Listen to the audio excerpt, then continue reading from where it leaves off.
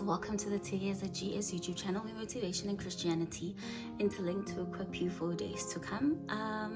To my old subscribers, very much welcome. To new subscribers, you are also welcome. So today I'm literally going to be so short, nothing big, nothing major.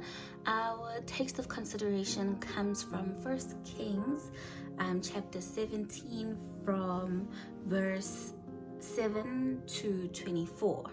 The backstory is Elijah went out to the king at that time, Ahab.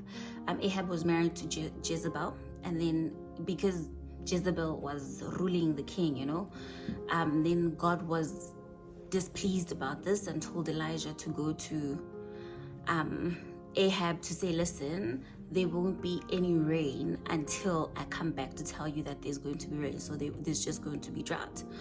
And then after he decreed that, the droughting process started, and then God told Elijah that he should follow the instructions that he had given him, that he should leave that place and go to a place where he had instructed him to go to. And that's where he did. And then he was fed by the ravens, like in the morning and in the afternoons. And then it came to pass where the brook dried out in the season of drought.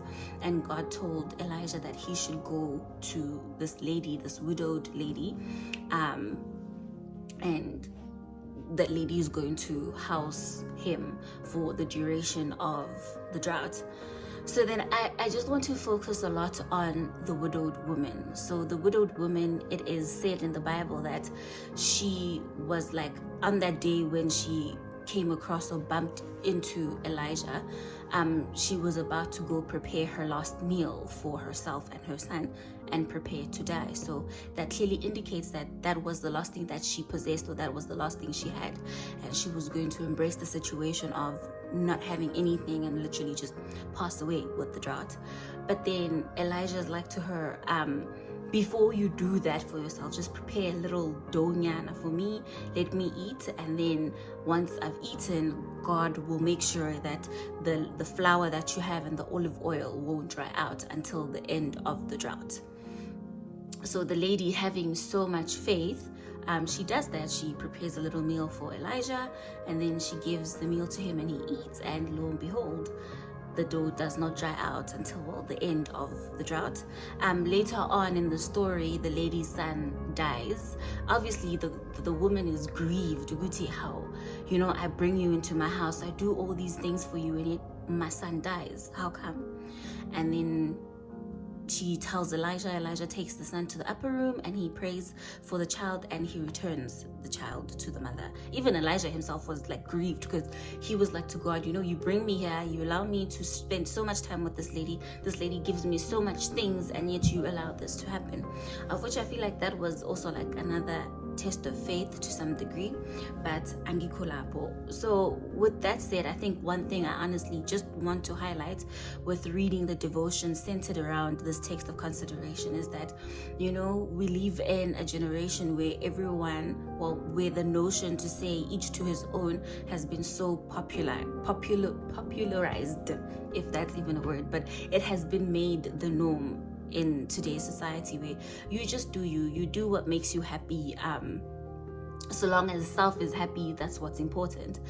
But I honestly just want to shed light on this idea that just because we live in a nation, or in the notion of saying you do what makes you happy, it does not necessarily mean that it's biblical.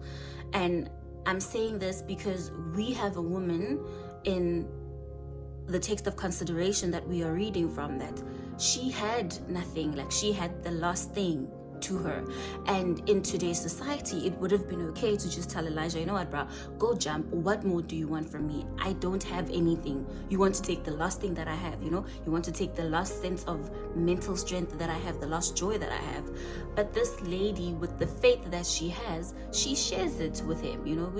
Sometimes it doesn't take so much work for you to be the kind person to the next door neighbor that you stay to, or the kind person to that difficult colleague, because you are not of this world. You are a child of God. And I think we just need to understand that in as much as we are here in this world, it's either you are here to influence people or to be influenced. And I really pray that you are part of the people that influence other people, that you don't allow your situation to determine your mood, your receiving of other people's attitude towards you, but you are very forthcoming and you are